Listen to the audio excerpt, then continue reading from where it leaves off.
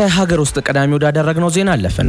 በመውጫና በመግቢያ ኬላዎች ላይ በተደረገ ቁጥጥር ከ22.4 ቢሊዮን ብር በላይ ዋጋ ያላቸው መድኃኒቶች የመልቀቂያ ፍቃድ ወስደዋል ተባለ። በተያዘው በጀት ዓመት የመጀመሪያው 3 ወራት ውስጥ በመውጫና በመግቢያ ኬላዎች ላይ በተደረገ ቁጥጥር ከ22.4 ቢሊዮን ብር በላይ ዋጋ ያላቸው መድኃኒቶች አስፈላጊውን የጥራት ቁጥጥር በማድረግ መልቀቂያ ፍቃድ መስጠቱን የኢትዮጵያ ምግብና መድኃኒት ቁጥጥር ባለስልጣን አስታውቋል። በ2018 በጀት ዓመት የመጀመሪያው ሩብ ዓመት በመውጫና መግቢያ ኬላዎች ላይ በተደረገው ቁጥጥር ከ992 ሚሊዮን ብር በላይ ዋጋ ያላቸው የመድኃኒት ጥሬ ዕቃዎች ላይ አስፈላጊውን የጥራት ቁጥጥር በማድረግ መልቀቂያ ፍቃድ ተሰጥቷል ሲሉ በባለስልጣኑ የደቡብ አዲስ አበባ ቅርንጫፍ ጽሕፈት ቤት ኃላፊ የሆኑት አቶ ገዛኸኝ እንዳለ ገልጸዋል። ኃላፊው አክለውም የተቋሙን መስፈርት ያላሟሉ መድኃኒቶችና የመድኃኒት ግብአቶች በተለያዩ ምክንያቶች ጥቅም ላይ እንዳይውሉ ተደርገዋል ብለዋል።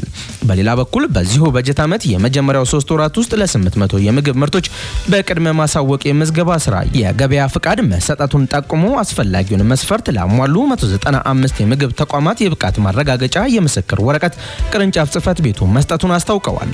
እንዲሁም 71 የምግብ አስመጪና አከፋፋይ ተቋማት የውስጥ የጥራት ስርዓት እንዲዘረጉ ተደርጓልም ያሉት። በተጨማሪም በመውጫና በመግቢያ ኬላዎች በተደረገው ቁጥጥር 347.2 ሚሊዮን ብር በላይ ዋጋ ያላቸው የውበት ንጽህና መጠበቂያና ከ718 ሚሊዮን ብር በላይ ዋጋ ያላቸው የመዋቢያ ምርቶች ጥሬ ዕቃ ላይ አስፈላጊውን የጥራት ቁጥጥር በማድረግ መልቀቂያ ፍቃድ መስጠቱን ከባለስልጣኑ ያገኘነው መረጃ ያመለክታል።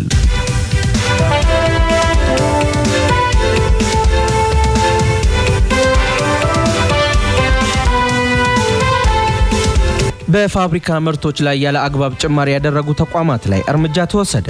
የወልዲያ ከተማ አስተዳደር የንግድና ገበያ ልማት መምሪያ በፋብሪካ ምርቶች ላይ ያለ አግባብ ዋጋ የጨመሩ የንግድ ተቋማት ላይ ሕጋዊ እርምጃ መውሰዱን አስታውቋል። የመምሪያው ኃላፊ አቶ አዲሱ ወንድሙ እንደገለጹት በከተማው አስተዳደሩ በፋብሪካ ምርቶች ላይ ያለ አግባብ ዋጋ የጨመሩ 17 የንግድ ድርጅቶች ላይ እርምጃ ተወስዷል ብለዋል። ከማህበረሰቡ በደረሰ መረጃና ባለሙያዎች በመስክ ወርደው ባረጋገጡት መሰረት በስኳርና በዘይት ላይ በፊት ከነበረው የገበያ ዋጋ ላይ ከ200 እስከ 300 ብር ጭማሪ እንደተደረገ መምሪያው ገልጿል። አሁንም ከዚህ ድርጊታቸው በማይታረሙ ነጋዴዎች ላይ ህጋዊ ቁጥጥሩ ተጠናክሮ ይቀጥላልም ሲሉ ነው ኃላፊው በአጽንኦት የገለጹት። በተያያዘ የሰሜን ሸዋ ዞን የንግድና ገበያ ልማት መምሪያ ኃላፊ አቶ ዘውገ ያለአግባብ የዋጋ ጭማሪ ባደረጉ 86 ነጋዴዎች ላይ እርምጃ መወሰዱን ገልጸዋል። መሰረታዊ የፍጆታ ዕቃዎች ላይ የዋጋ ጭማሪ ባደረጉ ነጋዴዎች 54 የንግድ ድርጅቶች 31 ምርት ደብቀው በተገኙ ንግድ ድርጅቶች ላይ የእሸጋ ፍቃድ ስረዛና የእገዳ እርምጃ ተወስዷልም ብለዋል።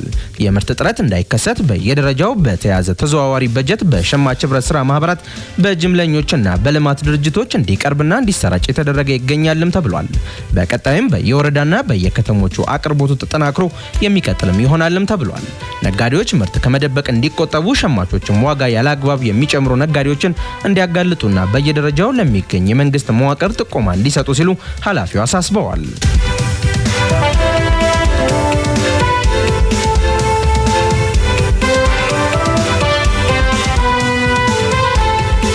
ከ3000 በላይ አዳዲስ አቅራቢዎች በኤሌክትሮኒክስ ግዢ ስርዓት ላይ መመዝገባቸው ተገለጸ። በ2018 ዓ.ም የመጀመሪያው ሩብ የበጀት ዓመት ከ3000 በላይ አዳዲስ አቅራቢዎች በኤሌክትሮኒክስ ግዢ ስርዓት መመዝገባቸውን የኢፌዴሪ የመንግስት ግዢና ንብረት አስተዳደር ባለስልጣን አስታውቋል። አዳዲስ አቅራቢዎች በኤሌክትሮኒክስ ግዢ ስርዓት በመመዝገብ በጨረታዎች ላይ እንዲሳተፉና የውድድር ስርዓቱን ፍትሃዊ የማድረግ ስራ ተሰርቷል ሲሉ የባለስልጣኑ የህዝብ ግንኙነትና ኮሚኒኬሽን ስራ አስፈጻሚ አቶ ዮናስ ሀበሻ ተናግረዋል። በዚህም በመጀመሪያው ሩብ የበጀት ዓመት ከ3000 በላይ አቅራቢዎች ተመዝግበዋል ብለዋል። የኤሌክትሮኒክስ ግዢ ስርዓት ትግበራን ወደ ክልሎች ለማውረድ በተደረገው ጥረትም በሩብ ዓመቱ ለድሬዳዋ ከተማ አስተዳደር፣ ለሶማሌ ብሔራዊ ክልላዊ መንግስት፣ ለደቡብ ምዕራብ ኢትዮጵያ ብሔራዊ ክልላዊ መንግስት፣ ለማዕከላዊ ኢትዮጵያ ብሔራዊ ክልላዊ መንግስት እንዲሁም ለሌሎች ክልሎችም አስፈላጊውን መሰረተ ልማት የማሟላት ስራ እየተከናወነ ይገኛልም ብለዋል። በሩብ ዓመቱ ከተከናወኑ ተግባራት መካከል ደብዳቤን በዲጂታል በመላላክ ከእጅ ንክኪ ነፃ የማድረግ ስራ አንዱ ነበር ያሉት አቶ ዮናስ የደብዳቤ ልውውጦች ሙሉ በሙሉ ዲጂታላይዝ እንዲሆኑ ማድረግ ተችሏል ሲሉም መናገራቸውም ኢፕድ ዘግቧል።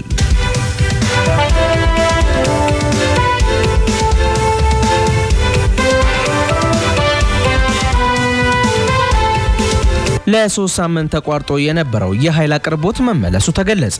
የአብያታ ሐይቅ ውሃ መሙላቱን ተከትሎ ወደ ኮስቲክ ሶዳ ፋብሪካ የሚሄደው የኤሌክትሪክ ምሰሶዎች በመውደቃቸው ተቋርጦ የነበረውን የኃይል አቅርቦት በትላንትናው ዕለት መመለሱን የኢትዮጵያ ኤሌክትሪክ አገልግሎት አስታውቋል።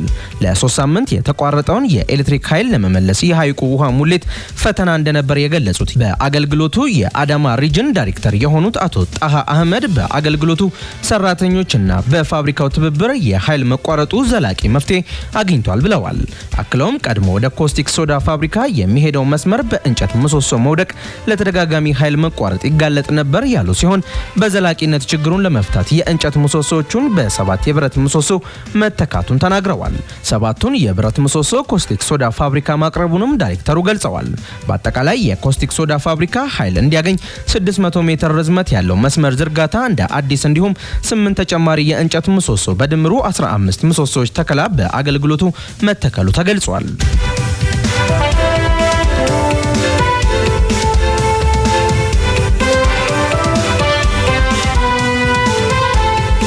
በክልሉ ባለፉት 3 ወራት ውስጥ ከ785 ሺህ በላይ ሰዎች የወባ ምርመራ አካሂደዋል ተባለ። በደቡብ ኢትዮጵያ ክልል በ2018 የመጀመሪያው 3 ወራት ውስጥ ከ785 ሺህ በላይ ሰዎች የወባ ምርመራ ማድረጋቸውን የክልሉ ጤና ቢሮ በዛሬው ዕለት አስታውቋል። ቢሮው ይህን ያስታወቀው የክልሉን ወቅታዊ የወባ በሽታ ስርጭት ሁኔታን አስመልክቶ ከባለድርሻ አካላት ጋር በጂንካ ከተማ በገመገመበት ወቅት ነው። በክልሉ በዚህ በጀት ዓመት የመጀመሪያው ሩብ ዓመት ወባን ለመከላከል ርብርብ ተደርጓል ያሉት የቢሮ ምክትል ኃላፊ አቶ መና መኩሪያ በመጀመሪያው 3 ወራት ውስጥ ብቻ የወባ በሽታ ስርጭትን ለመቀነስ ጠንካራ ስራ እየተሰራ ነው ብለዋል። በተከናወኑ